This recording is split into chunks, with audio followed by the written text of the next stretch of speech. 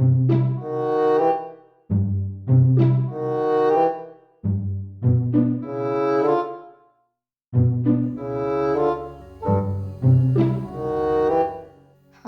my name is Clemba and welcome to my channel.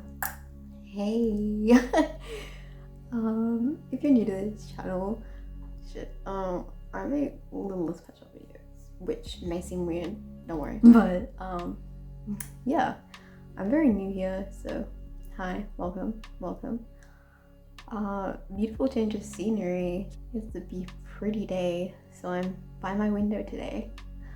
But I thought I would make a cool tips and tricks, even though I am still very new to filmmaking and all these things I basically need to kind of implement into my videos. But that does not mean that I cannot share some of my wisdom, quote unquote, with some of you.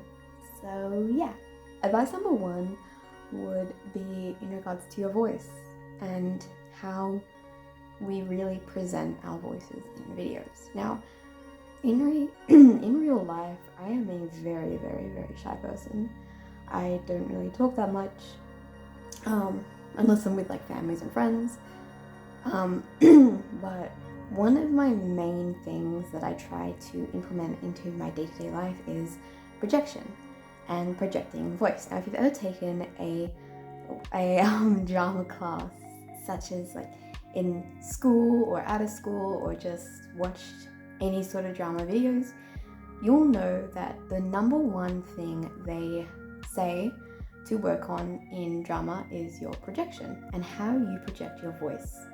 So how loud your voice is, where it's going, is your character looking this way and talking that way, or are they talking straight up, front to front, like this, you know? Where is your character speaking, how are they speaking, and how loud are they? Yeah, it's definitely, it also determines on where or how your emotion is being perceived. Christ, I don't know. What emotion are you giving off? Are you giving off a somber, more melancholy emotion, or a more joyful and happy one? It depends on the scene, it depends on what you're thinking, how you're feeling, that kind of stuff. So yeah, keep projection in mind. It is really, really helpful, and once I actually get the hang of it, yeah, hopefully it'll make your videos better as well. So yay! I'm so sorry for coughing. I am drinking currently a coffee, and I have my tripod on maximum height because I am filming on a window, so it is really tall. I am currently on my tippy toes. This is very hard, please help me. The second bit of advice in regards to voice I can give is tone and emotion. As I stated in projection, emotion is really, really important when filming a video. You don't want to be trying to make a happy scene and then sounding really sad. I know that is really hard, especially if you're a teenager. Shit's really difficult. But you don't want to be projecting or trying to film a happy scene where the love interest finally confesses his feelings for the main character, and then all of a sudden you're sounding really, really sad, because it's gonna give us, the audience, a bit of a mix of information, a mixed bunch of information. Are we supposed to be feeling sad? Are we supposed to be feeling happy? We don't know what's going on. So yeah, try to implement emotion. I will be giving you a couple examples because I'm a visual learner. So if you are too, then this is for you. Which scene would you prefer? This one. I'm so happy that we are now dating. I can't believe how happy I am. I've never been this happy in my life. Please kiss me right now. I am so, so happy. Me too, baby girl. I love you so much. I'm so happy I confessed my feelings for you. This is the best day ever. or this one.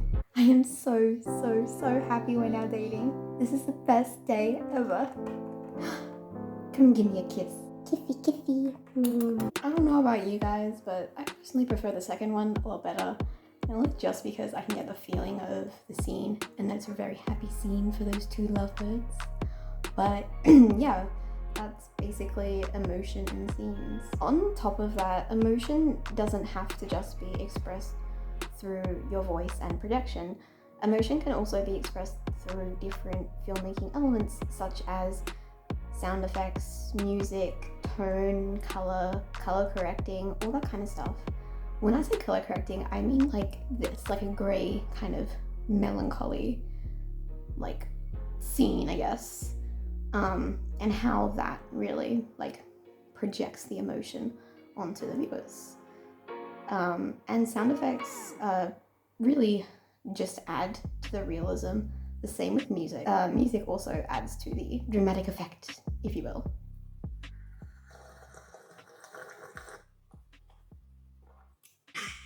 That leads me onto our next point, which is music and sound effects. I get all of my music from the YouTube library. That is so good. It's in the Creator Studio, I'm pretty sure. Don't quote me on that because I'm really forgetful with these things.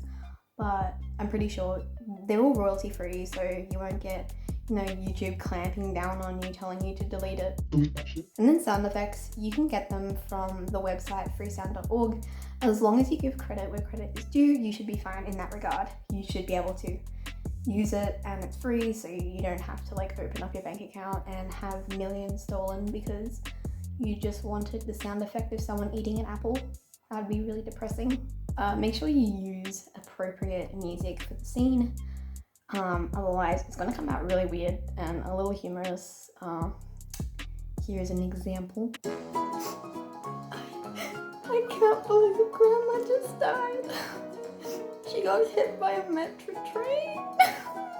It's okay, don't cry.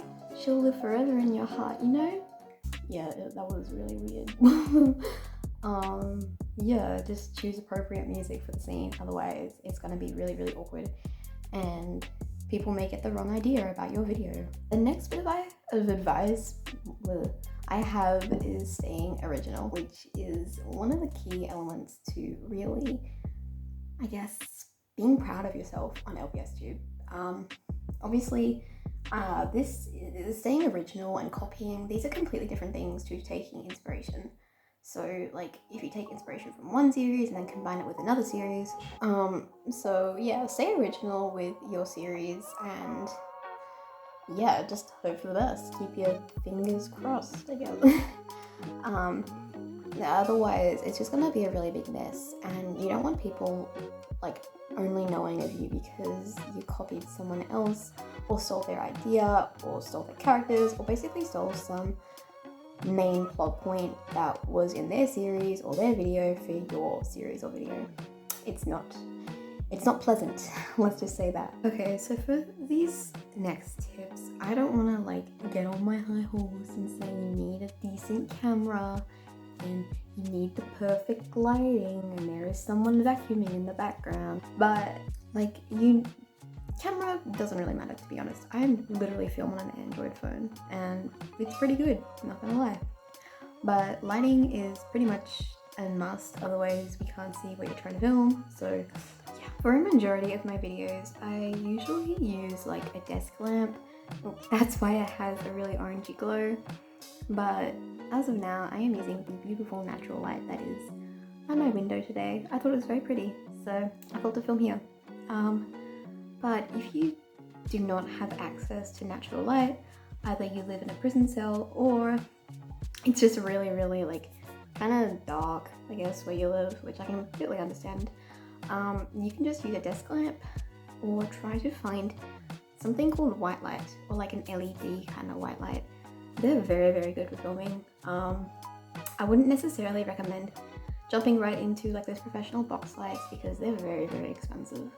But use what you have and then, maybe one day you'll finally buy that big box light you always wanted. And lastly, I will be focusing on the mental, I guess, aspects of YouTube in general and my kind of advice for anyone that just really needs it from me, I guess. Advice number 1 is do not let your subscriber count or your view count or likes or whatever dictate how you run your channel, in the sense that, oh, I've only got like 5 subscribers, so I'm gonna quit because no one likes me. Like, it doesn't, don't let that. If you enjoy doing what you do, then keep at it, and you will find like that you'll find something and you'll stick with it, whether it be making skits or making series or making like talk videos like this. Another set of advice is do not, under any circumstances, let YouTube run your life. I find that if I set myself to a schedule on videos to upload, then, well, my mental health gets really bad in that I feel like I need to upload on this day every single like time it comes, or I am going to fail. So don't do that. Do what works best for you, really. Like, if you find that uploading like whenever you get the chance works, then do that. Or if you find that uploading on Thursdays works best, then do that. But don't let it control your life, where you have to stop meeting with family members or friends because you have to make a video, because that can get pretty dangerous very, very quickly. Not just for you, but for your channel too. And people will notice that you are not into what you're doing because you would rather be with your friends at that very moment, you know, and you're not in the right headspace to make a video. People will catch on. It's very noticeable. And the last bit of advice I have, if you are not in the right headspace, do not continue making videos when you are like in that awful headspace, because like I said, it's very, very noticeable and it is very dangerous for you. Take a break. Breaks are always needed, or you will get burnt out, and burning out is very, very common. You'll probably think bad of yourself if you do. That's just what everyone does. But yeah, it's a very common phenomena of burning out. So if you are not in the correct headspace at that time, then take a break. Let your followers know that you're taking a break for a bit until you sort some things out, and then focus on yourself, because everyone will still be here when you get back, and there is always help when you need it. You are in control of your channel and your life, and so you are the one who decides how it should be run. Not your subscribers, not YouTube, not whoever the fuck runs YouTube nowadays. You. Just you. Thank you guys so much for watching this video, and I hope at least some of this advice was helpful. I am still trying to implement a lot of this into my own life, especially the last kind of tips I gave. I'm still focusing on. But yeah, bye.